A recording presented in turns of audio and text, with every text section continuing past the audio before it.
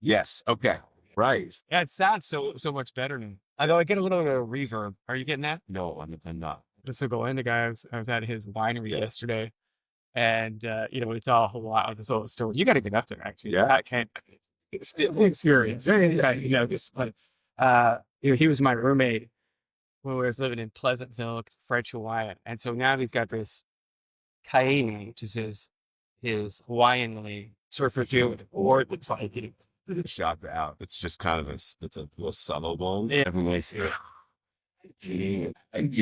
Why? Because some people wouldn't like that. Well, it's just it's a bold statement to tell. I what? Okay, so I don't even know. What is Well, that? the origins of it are areas of because he didn't have these three fingers. Okay. So that turned into high moose. Okay. And then it's remember the 80s. Yeah, sure. So the 80s. So where were you in the 80s? You were in 80s. Yeah, well, 74. Okay, I'm Yeah. 75. Okay, yeah. So we're old. But So you were in where? see, although we stopped there, it's Carmel, Indiana. Yeah, I grew up there, not too far from Cincy. It's a suburb of Indiana. Yeah, just on the north side. Little kind of it was an old joke because of the kind of the affluent, snooty area of Indianapolis. There used to be these guys, Bob and Tom, on the radio that would just shred Carmel all the time. That was their gig. It's like just to always get it. But yeah, grew up in Carmel. Kid, this vague memory that probably still gives me a bit of a twitch, tied to a tree. Some bullies beating the crap out of me. But yeah, I remember that. And then got the hell out of. Yes, I met you. What? Like you came early. You came. You were right. Got you out of the strawberry fields or wherever you grew up. Right? Did you tell me that you were? That was very Okay, that's very okay. But you had a choice, right, to either do football or do theater, right? You took theater. yeah, that's right. Yes. I could have Old move. I probably could have gotten a scholarship at a small one of those That's a damn good school, right? it's right. Yeah. You had so you hadn't really like there was no family connection to OU. You must have fallen in love with San Francisco. right, Yeah. right. Okay. Yeah. So that was a shock. So on the breaks, were you going back to I would go, as yeah, a my wow, first, because we were on trimester, right? those 6 weeks, Yeah, winter break, the first big break, we'll pull to Athens, Ohio yeah, at night, flying to the valley, walking. It's the smell that you're smelling. yeah. Right. I was familiar. Yes. And had that was that the first? Was that the first time? Yeah, yeah, totally. I had an experience that, Yeah, and it's the same.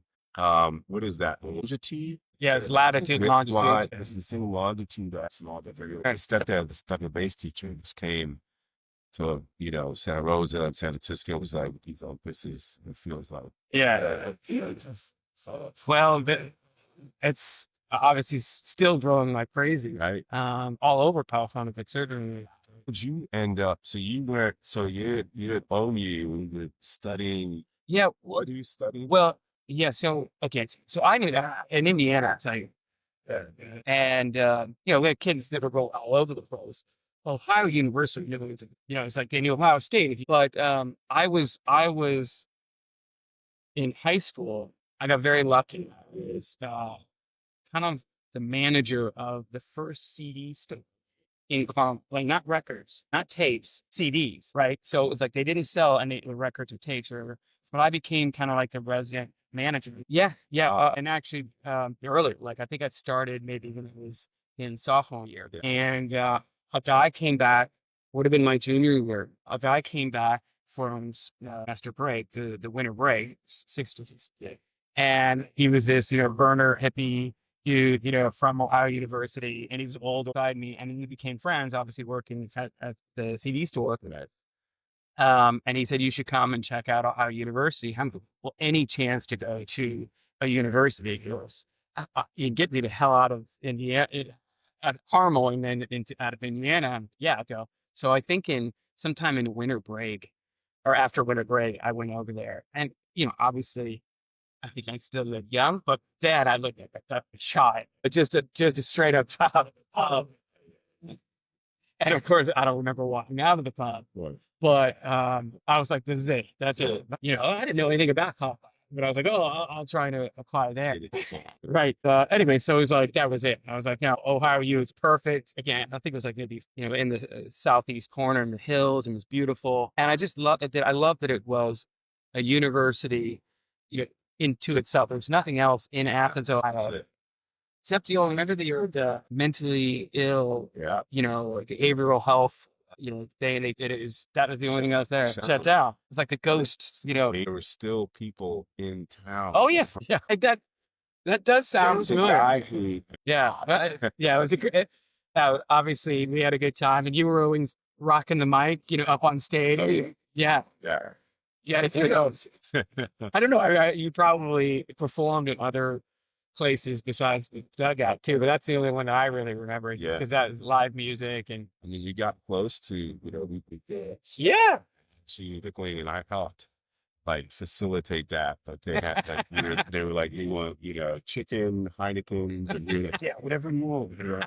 I worked security for that show. I was like, For like Springfest, right? yeah. It was like the Kayos. There's an Kayo house across the street from the 80 Pie house. I think you guys were playing like basketball or something in the back of it, or Yeah, that's whatever right. it's like. Yeah, they Wait a wanted to minute. play basketball. They had a very specific rider, very simple. So you were probably the most educated of this life of entertainers, even back then. It's like, oh yeah, I got this. Let me take care of that. Yeah. So yeah, I studied. Well, I went there and graduated. It's not the stellar academic center that it is today. It was known as a party school. That's right.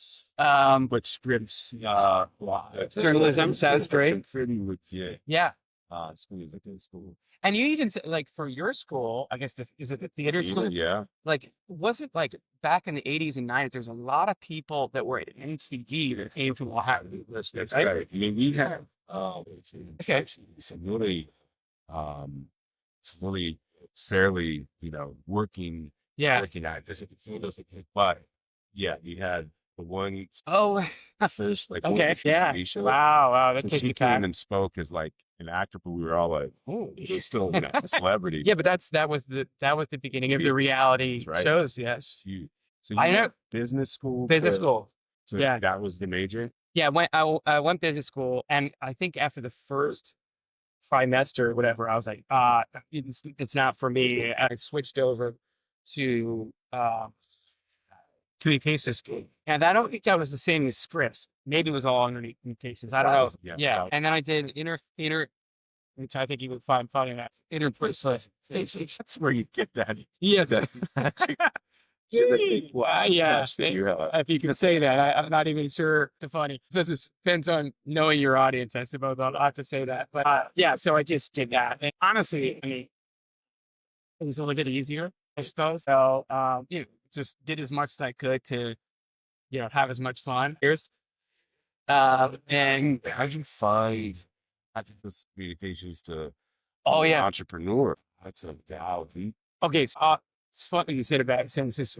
Yeah, I think my family, I was very lucky that my mother had her own business. And she was a school teacher to begin with. And then actually my grandma on my mother's side started a basket weaving business in the garage. And when my grandfather lost his job, I was like such a furniture salesman. I don't know if you know this, but way back when. And he lost his job, and she's like, well, I've got this little basket weaving business. So that became Porter Says, that my grandmother started, and it was a wholesale floral and gift shop. So it would sell to, back in the day, you probably remember Lazarus. Oh yeah. Yeah, like like a Macy's. Yeah, you're right. Yeah, yeah. So they would sell like ribbons and Christmas trees and to businesses. So it was a B2B play. And then when my parents got a divorce, and I was like 6 months old or something, they got divorced. They actually bought a 50-50 business, Porter Says. So and they even shared an office, like where there are two desks faced each other. I mean, let's just say they weren't friends, and they bought a business 50-50. Crazy. But I just remember as a young kid, it's like kid or anything like that. I was like the whatever. And so all I want to do was work. Every time they say, "Oh, as you do, as you're doing your business, is get your kids to work." I guess if you had a farm that 200 years ago, lots of kids, Right. put them to work. So I would just go to the warehouse and I'd stomp on boxes to break out the cardboard boxes. I'd have a little price done, and I'd be like hanging like a chimpanzee from the rafters, like pricing all the items. Right. And so I would do that a lot. And then I think, my first job was like at a skate shop, and I was like, I just would take over, and the guy when I was like, I think it was like 12 or something. I just watched the store while the guy went for lunch. He'd give me like trucks and deals, and nice. so that was that. But so I think I think from the entrepreneurial thing, obviously, I think I got it from thanks to my mom's business. And then how did I get to San Francisco? Right. So this is crazy. So, I suppose kids still do it, but I did night, and I went by myself. I knew people, obviously, back in the day, you could jump, you could climb, and within a minute, you'd run into somebody from school, like all the way over in Europe. But I did this rail pass, went by myself, toured around, ran into some people from OU, walking up the street, met a bunch of people, met one guy, he ended up coming down here in LA, and flight back. I think I flew from Zurich to Cincy, and with 30 minutes, and then from Cincy, I had a quick connection to Indianapolis, and with like 30 minutes left in the flight before, I heard some guys talking about Interlaken, Switzerland. Behind me, this guy and his wife, and I turned around in the seat, and I just started yakking it up with him. And by the time I got to whatever the baggage carousel or whatever, the guy came up to me. I remember my mom was there. He said, "Here's my business card. I'm in financial planning." Because I was, chap, that was it. I'm like, "Oh, okay." So next thing you know, I cut my hair, I had long hair at the time, back to my college days now. Full circle at 51. And then I ended up doing an internship for one of his colleagues that had with Edward Jones, which is just a little financial firm that had and so I did that during the winter of senior year. And then they said, "Oh, we have an opening in Rohnert Park, California, which is up by Mill Valley." Yeah. And I'm like, "Oh, okay." So I interviewed for that. Basically, back in the day, either by talking to him and talking to the guy that I originally met, they're like, "Oh, you're a lock. You're going to get this job." So I went ahead and remember Jason Clayton, one of our fraternity brothers. We drove out. This is before really cell phones. We just caravanned out. He took off to Southern California, and I don't know, it was Utah or something. Went through west of to Northern California, thinking I had the job. Right. Got in like a week later. Now we're getting something. So I ended up having, was going for Series 7, and I like the idea of financial planning, helping people. Like what my grandparents did for me is based on their business. And the reason why I got to go to college was they had been smart and put money away for all of us kids. And so I got involved in that for a number of years out in Northern California and the East Bay, Walnut Creek area. And the thing I didn't like about it was it was very, like, the whole financial industry, very, obviously it still is very, very structured. And so I liked the personal aspect. I didn't like the overall, like I felt like I was getting more paper and more, rules and regulations and policies. And so I ended up I had a startup idea of my own.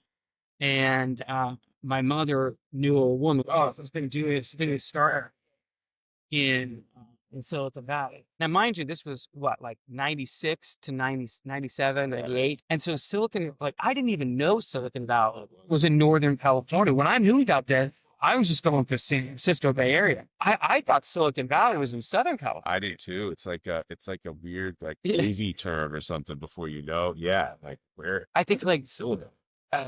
Remember, there was I think it was Roger Moore. Maybe I don't know what something it was. But, and there was something about Silicon Valley. It was sunshine and rainbows. So didn't look like Northern California And it didn't look like what I was used to, the fog, and cold, and the cold summers. So that's why I didn't know. But sometime along the way, I talked with this woman and I said, here's my startup idea. That's great, but you have no experience from business. And she wasn't being condescending, but she was like, like you trying to start your own company. That's kind of far-fetched, if you will. So she said, I know of a company doing mobile dentistry. Mobile dentistry? Yeah, they have these mobile units. They're like Winnebagos that would go out, and it's a dentistry from it and really needs a good salesperson. I think you'd be really good at that. So I was like employee number 4. It was a dentist who started the company, On-Site Dental. He was running his fixed site practice in Palo Alto, and he was trying to get into mobile dentistry to various big companies back in the Cisco, 3Com, and he was trying to get into things. He had hired a CEO and maybe split off a company. And so they were basically, these 2 guys were running it. Alan was really about raising funds. Dr. Kyles was about the clinical side there. Then they ended up hiring their kids, 3 of their kids, 2 as dentists and 1 as a director of HR. And then they had this other guy, I can't remember his name. He was a temporary, was the sales guy. Marv Spielman was his name. Marv Spielman. And he was the VP of sales. And I was just a part-time sales executive in Silicon Valley. Even then, I mean, it's no money now, but even then it was no money. And I got lucky and started closing lots of clients. And I knew nothing about the industry. I didn't know about fully insured. I don't think they had self-insured back in the day. I didn't know about HR consultants, brokers, all these state players. I knew nothing. All I was doing was dialing for dollars, trying to get meetings. One of which, Andrea Trudell, I got connected with her way back in the day. She was at AMD, Ann Lee was her boss. And I remember back in the, we had this little video, a 3 or 4 minute video on a VHS tape. Right? But when I go to the corporates, I'd say, can you get a VCR or something? And half the time they'd say that they were going to get one so we could play the video, and it wouldn't show up. So I had this little VCR combo, TV and VCR combo that I just left in the car. And I just drag it in there with, by the way, Hayden. I don't know if you remember the dog. Of course. Are you kidding? Yeah, right. My roommate. Of course I remember Hayden. Tank would be in the car, sitting in the car while I'm inside doing a presentation like Yahoo or back in the day, Excited Home. I don't know if you remember that. That was an internet ISP for a minute. I'd go in there with the video, and some clients would watch the video, and 3 minutes later they go, yeah, let's go for this, let's do it. And some clients, we'd have to, get more stakeholders in and all that stuff. But so instantly, well, very quickly took to sales like that. Like, how does that? I'm just so fascinated about how you street. How does that? Oh yeah, for sure. And I'm sure I nearly got fired every other week because I was just like, I felt I was on the front line, and there was all these people in the, maybe, I don't know, let's say there's 10 people in the back office, and they all had bigger titles, right? And I just thought I had a little bit of the ability to talk. That's about it. And so I'm sure I would throw ourselves out there, and extend the company more than what maybe the leadership, was comfortable with. But there was also equal, if not more, the leadership, like they'd tell me to go sell something, but they didn't have the stuff in place to actually get the provider, the affiliate dentist, or the staff, or even the vehicles for that, or the insurance. So because I was on the front line, I ended up more and more taking on more and more responsibility of the company. And by 2002, that was 1998, mid of 1998, by 2000, the .com bust was in full motion. Yeah. Full motion. Yeah, like right down the road from here. I'll show you where it is in your drive. It's the home of urbangoods.com. I was the editor at large. I would go and write all these articles and go to New York and go to festivals and cool. things. Dude, it was in that company, and it turned into nothing. Not toilet paper. Yes, right. Yeah. That might be more valuable to some. So that's right around that. Yes. Yeah. So, I mean, it was a kind of a joke, but I would say there's like dust bowls running down 101 because there's so much stuff laying off, and there was phrases. I mean, it was there was just a lot of people, and so and so things they needed to straighten things out at that. And that means in August of 2002, We had 6 mobile dental practices. I had sold about 75 workplace clients in 2.5 years. So I was flipping on. Yeah, I was flipping on a lot. The majority owners, those investors who had notes out, they wanted their money back, right? So they're like, who's going to buy my note for pennies on the dollar? So I'll get something back from them. So private equity came in and said, I'm just going to gobble up all the shares. And they said, I don't know if you remember this from back in the day with Life cereals, like give it to Mikey and see if he'll eat it. So I was Mikey, right? Back again to my hot belly little kid phase. I was like, they said, hey, Joshua, you take over this temporarily, of course, until we can get things sorted. And you got a relationship with clients, and look, if you can make it work, great. If you can't, turn off the lights, lock the door, and shut the whole thing down. Young's New Year's sales exec. Yeah. Is the guy. Yeah. Like, did anybody else go? No, because they basically, what typically happens as in Silicon Valley is founders and early stage people, yet unfortunately it's flipped, and that's a thing. I'm not saying it's right or wrong. I'm just saying it happens. There's different sides to why it's happened. But they had basically said to, everybody else about, and I remember that I didn't have budgets. I was a salesperson. I knew the business. I knew the operations of business because I had to, because so much stuff was falling into place. So, I guess it made sense. Is they're like, hey, again, they let go at the time. There was a different CEO, there was a CFO, and they were spending money on these people. And I was a cheap resource, and I had the connection. So between August of 2022 to 2008, I'm running this thing like it's. And technically, see, my need was a lot. We had $500,000 in debt to law firms, big suppliers at Henry Schein, industry, everything. So, guess what? My name's on the letterhead. So, they're coming to me personally. So, I was 27 at the time. Yeah, I'm 27 at the time, and I'm running this. Yeah, it's $1 million a year company. And I'm thinking after 6 vehicles, how can we make them busier 7 days as well than 5 days a week? So I started looking at federally qualified health centers, nonprofit for underserved community members of the government, some level of qualification, and then military. And so very lucky with a small amount of people. You had maybe 3 or 4 people. And almost everybody was getting paid. Money came in on the company that month because that's all we had. They weren't going to give me any money. So I always say this is like being naive is one of the best qualities of running a business or starting a business. Because if you know too much, you're going to figure out reasons why not to do something. Not the one reason, basic survival when your back is against the wall, to just go and do it. So being naive, for bad or good, was probably why we survived. And fast forward here, over the next, 2002 to 2008, so 6 years, we went from $1 million in revenue with $500,000 in debt to over $32 million a year. So you're going from on-site dental for corporates only to, I changed the name of the company to On-Site Health. And now we're doing corporates. We're doing corporates, good qualified health centers, profit operations, cherry readiness across the United States, the dental, vision, hearing, behavioral health. And we had, 30 or 40 mobile units that were much more sophisticated than the Winnebagos that I talked about back in 1998. Much more sophisticated, 53 footers, expandable slide outs, plus all studio pop-up operations across the country. And we had 7 regional offices. The board, they just knew there's this young kid hustling, never stopped moving, and a good core team as we're growing, and grew this business to a size. Still, mind you, I'm thinking in my head, 32 million as U.S. standards is still a small business.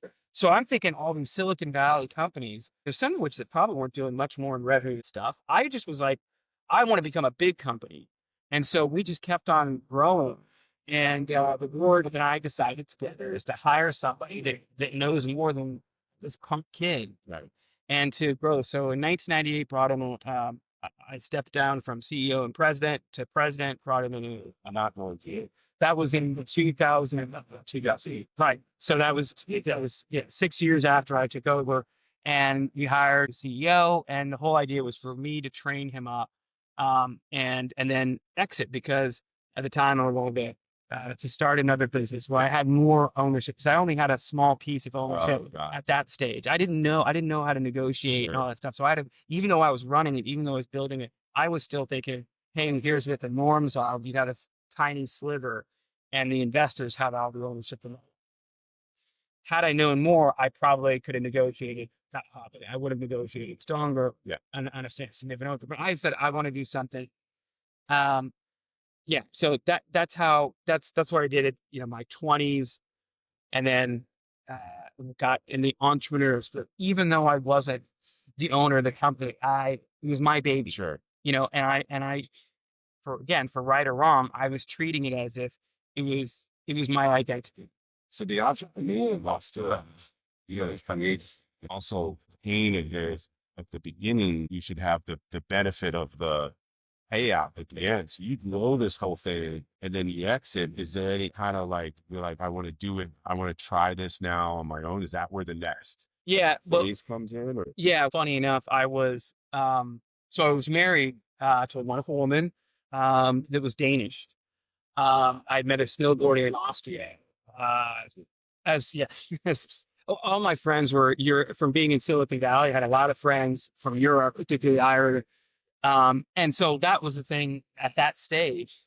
All the Irish went home. So if they're going to go on vacations and not come back to the United States, they're going to go in Europe. So I was in Austria snowboarding, met Anna 9 months. That was in 2005. And 9 months later, we were married on the beach by Elvis in Maui. And it's great. Although I continued to work extremely hard to get married, I'm very happy. By 2010, after the new CEO, I wanted to do an executive MBA. And the place to do it was in Denmark, because I would transition out of the United States into a new market and ultimately start a company. So while I was doing the executive MBA and also we had 7 offices. We had, in any given time, we had 50 different mobile. So you're still with on-site health. That's exactly. And the EMBA, Executive MBA, that I was doing at Copenhagen Business School, was only every other weekend. So I'd fly, at the time, I moved the headquarters to DC. So I'd fly from DC Thursday night, red eye, get into Copenhagen in the morning, 7:30 in the morning. The EMBA would start at 9 a.m. And I do that for 2 full days. Then I'd fly back to the United States on a Sunday, and then start flying all over the United States for work. Right. So I was always gone. Anyways, that was not good for the marriage. So, at the same time that I left on-site health, I also, because I couldn't get my dogs into Hawaii without going to quarantine, I was going to go there for, a couple of years, or just with the wife. I said, well, I'll finish the executive MBA at Copenhagen Business School. I had another year left. And so I moved to Denmark, even though I had, at this stage, greater criminal. I just said, well, I'll just finish it out and go live. It was easier to get my dogs into Copenhagen, Denmark, estively too. So, yeah.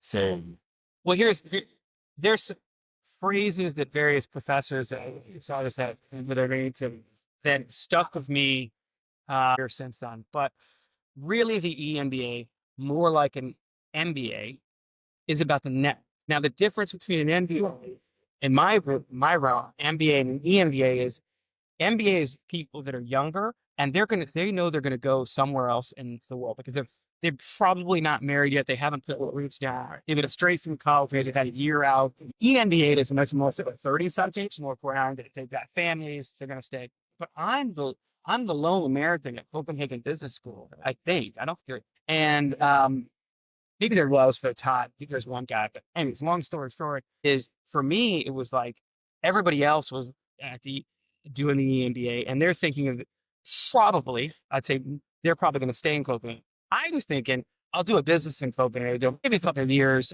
but I'm not thinking I'm going to stay in Copenhagen. So my mentality was a little bit different than probably the majority of the students there. They'll correct me if I'm wrong on this. Maybe there'll be comments or something. But I felt like I was more still a wandering soul. Like I still feel, but the thing of the EMBA, other than these fantastic people that I left school with, and these key phrases like, and one of these professors said, EMBA is where innovation goes to die. This is the innovation of the professor that sell it to me. And I just remember going, oh my God, that's brilliant. Because my mentality is an EMBA is to teach you the fundamentals. You might have been in some trap with a big company and you might know, I don't know, supply or logistics really well. You may know sales really well. But the EMBA is the purpose is to give you a more rounded experience of business, the financial planning, all that stuff. So that was somewhat valuable to me. This is again coming back to that comment about being naive, is that you're learning all the reasons to say no and what risks there are in a business as part. So you just have to keep that in mind. That's all I would say is for anybody who do it. Right. Is number one, no difference between an MBA and an EMBA, which I didn't. Even when I was applying, I didn't know. I was oh well, I will do something part time, and I'm 30. Okay, I'll go do the EMBA, not an MBA. So. Like I didn't know. I only figured that out throughout the way.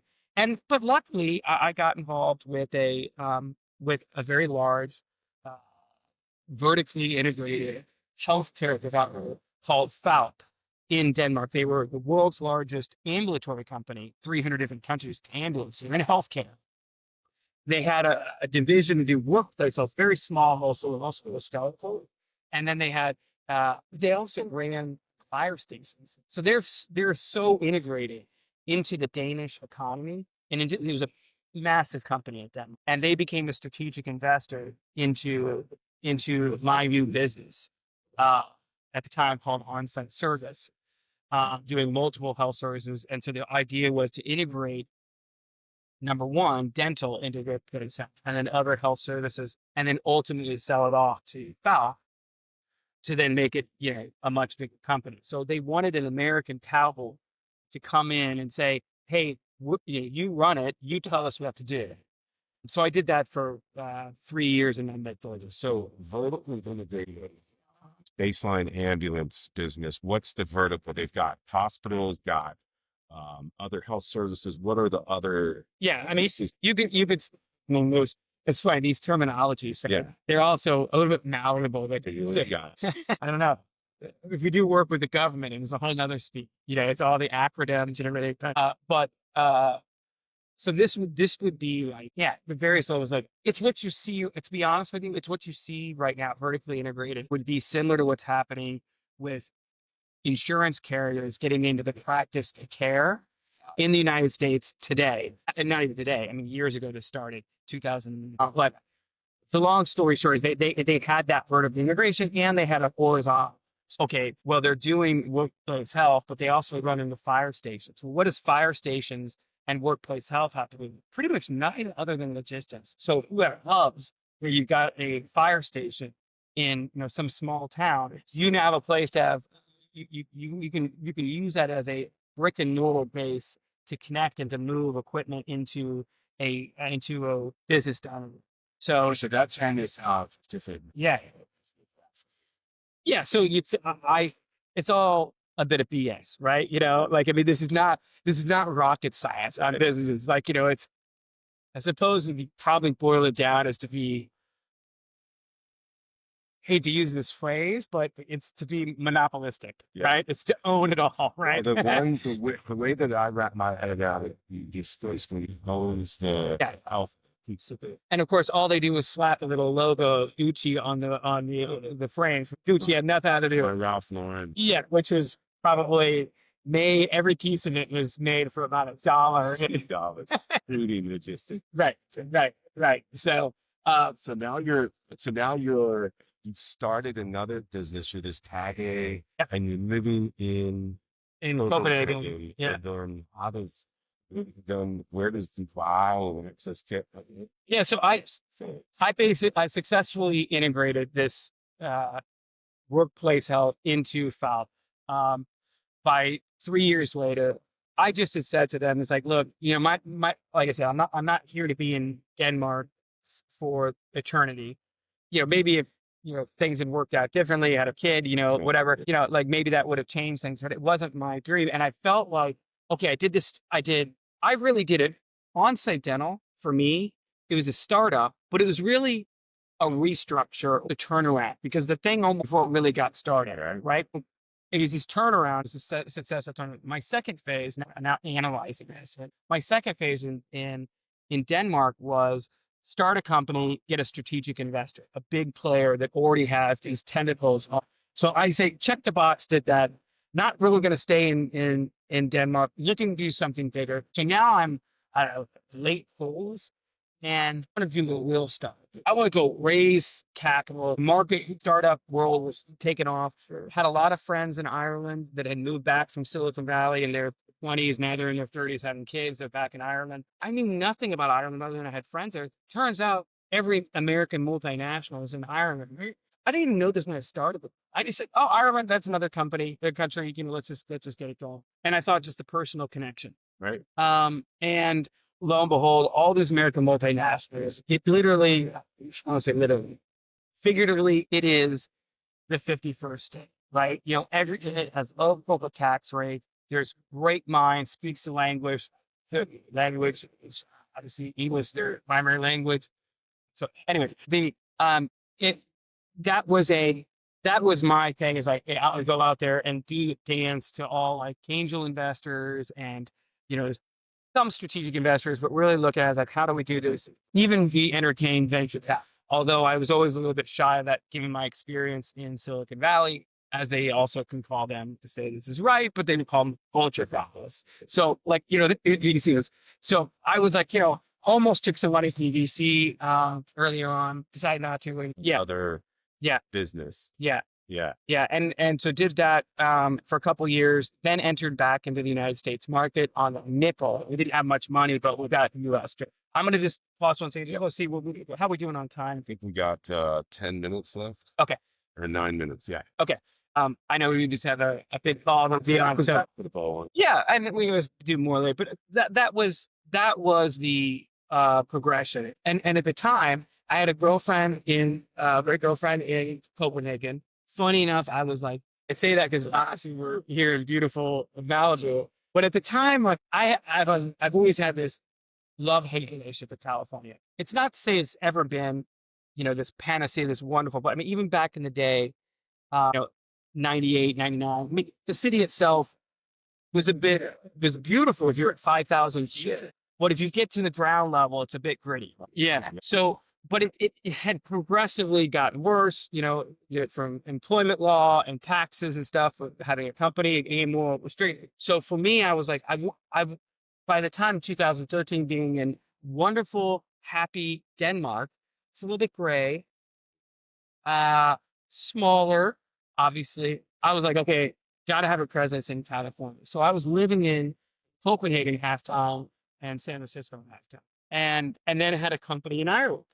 So I'm bouncing around quite a lot. And of course, as anybody knows who tries to raise funds, you're seeking the almighty dollar, all the time. You got to keep focused on keep that runway going as you're building a business. And as we had clients and as we got US going, I mean, we were so unique. We had both Ireland and the US, and there's this major connection between Silicon Valley and Dublin. But we were ahead of the time. Honestly, we were 10 years ahead of the curve. It's revolutionary. Yeah. What is that?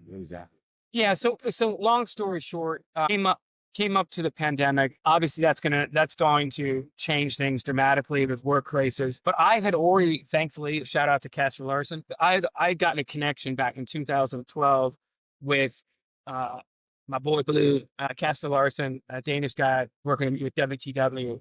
And he was always like, "Oh, you got to do this model in Dubai. Dubai is the place." And that was in 2012, right? I mean, the pandemic, we didn't know what was going on. But right in January of 2020, I'm like, that's where I want to do my next gig.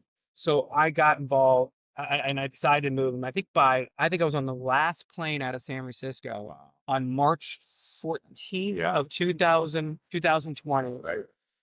Emirates Airlines, it was empty in the airport. It was that last plane out and it closed. It was like, there's no more flights.